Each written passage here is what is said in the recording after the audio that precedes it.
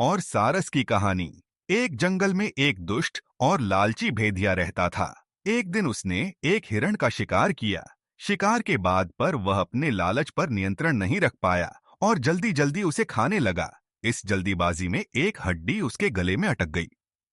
हड्डी अटक जाने पर वह बहुत परेशान हो गया। अब उससे न कुछ खाते बन रहा था, न ही पीते। उसने बहुत कोशिश की कि किसी तरह हड्डी उसके गले से निकल जाए, लेकिन सारी कोशिश बेकार गई। अंत में उसने किसी से सहायता लेने का विचार किया। वह सोचने लगा कि ऐसा कौन है जो उसके गले से हड्डी का टुकड़ा निकाल सकता है। कुछ देर सोचने पर उसे सारस का ध्यान आया। सारस की लंबी गर्दन और चोंच थी। वह उसके मुंह में अपनी चोंच घुसाकर आसानी से हड्डी निकाल सकता था। बिना देर किए भेदिया सारस के पास पहुंचा और बोला, सारस भाई, मेरे गले में एक हड्डी अटक गई है।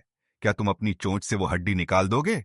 मैं तुम्हारा बहुत एहसानमंद रहूंगा और तुम्हें उचित इनाम भी दूंगा। सारस पहले तो भेदिये के मुंह में अपनी चोंच डालने से डरा, लेकिन बाद वे उसे भेदिये पर दया आ गया और वह तैयार हो गया। भेदिये मुंह खोलकर खद्दा हो गया और सारस ने उसमें अपनी चोंच डाल दी, लेकिन उसकी चोंच हड्डी तक नहीं पहुंच पाई। तब उसे अपनी आधी गर्दन भी भेदिये के मुंह में घुसानी पड़ी। सारस की गर्दन मुंह में जाते ही लालची भेदिये के मन में लालच जागने लगा। उस सोचने लगा कि यदि मैं इसकी लजीज गर्दन को चबा पाता तो मजा आ जाता, लेकिन उस समय उसे अपने गले में फंसी हड्डी निकलवानी थी। इसलिए वह मन मार कर रह गया।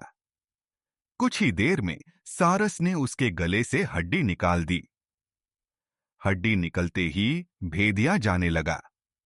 न उसने सारस को धन्यवाद दी